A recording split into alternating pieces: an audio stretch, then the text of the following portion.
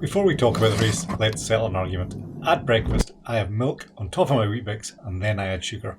Leave a comment if you disagree, but you won't because you're all wrong and I'm right.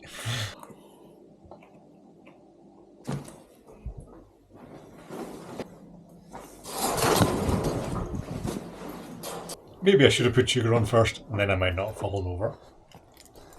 The race starts at 10 o'clock in Coldingham, which is 100 miles from my house. This meant an early departure in the dark. My wife and my dogs came along to make the trip with it.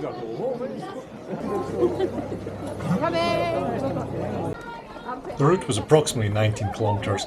I've walked a little bit of it before, but most of it was going to be new to me.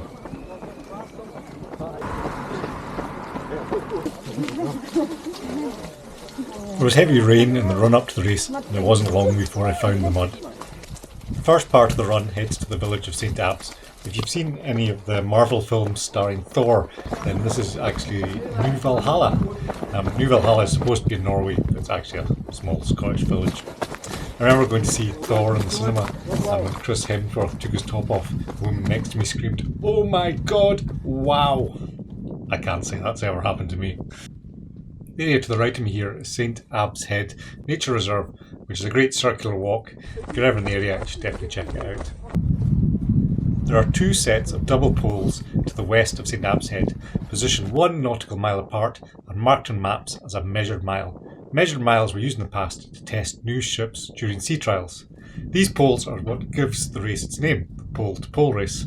This section was hard work. There was steep climbs in which I walked and stiles to get over before coming to the first pole.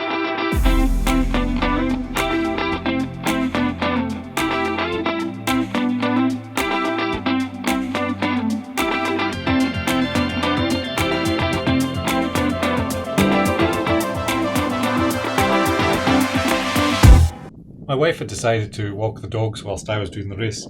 I told her that I was going to be back in a couple of hours.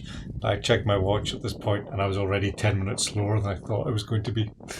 I would like to blame the conditions, but actually it's probably just my condition. I think over Christmas I'd been a bit lazy and had one too many mince pies.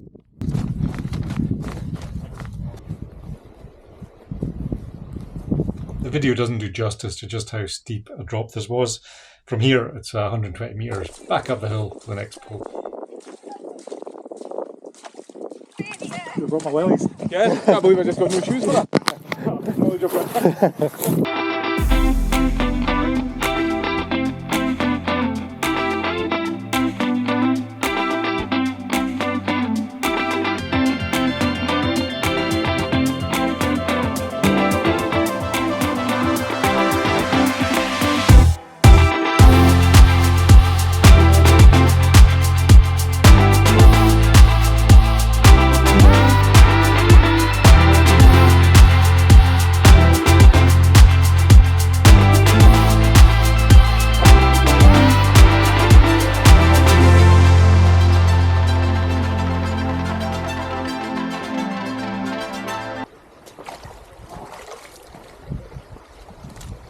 The next section of the race was through farmers' fields. As you can see, it was quite wet and muddy.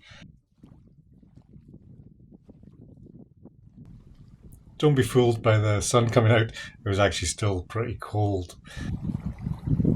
It was quite difficult to run in all the mud, so I walked quite a bit of this section. At this point I realised I should text my wife and tell her that I was going to be even later than I thought.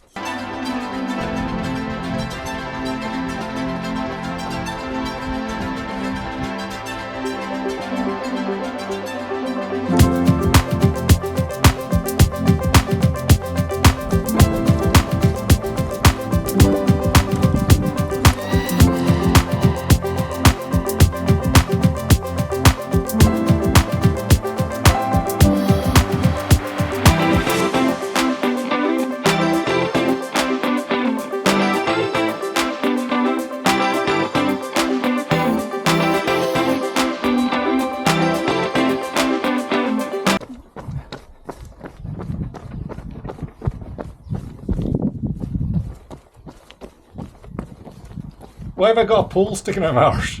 No wonder I was so slow. Someone should have told me. I thought the mud in the fields was the worst I was going to experience today, but actually the paths around Coldingham were slippy and slidey, and and really quite difficult to stay upright.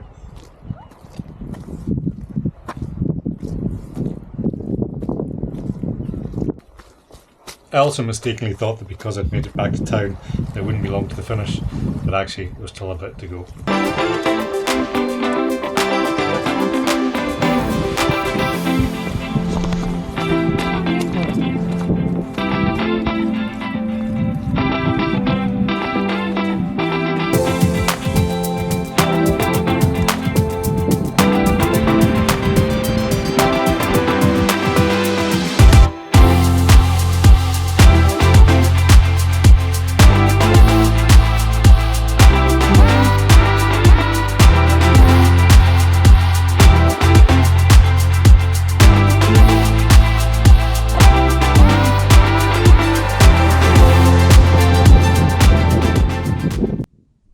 From the beach it's uphill back to the finish.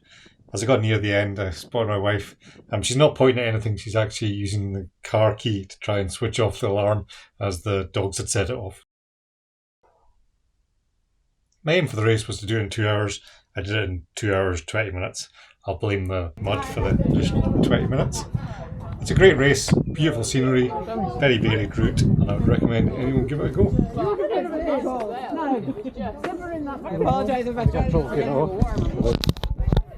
As I say, if you do think you went the wrong way, then please send us your Garmin data. We will work out the results and we'll come back to you with them and make sure your pies and your beer are delivered out to you. Okay. Supposedly there was an issue where some people took a wrong turning. I don't know if that was the runner's fault or a marshal's fault, but I hope it didn't spoil anyone's day. It is a fantastic route. Definitely recommend it. I'll be back next year, but I won't be running it. That's because my wife said she's going to do it and I'll have to walk the dogs.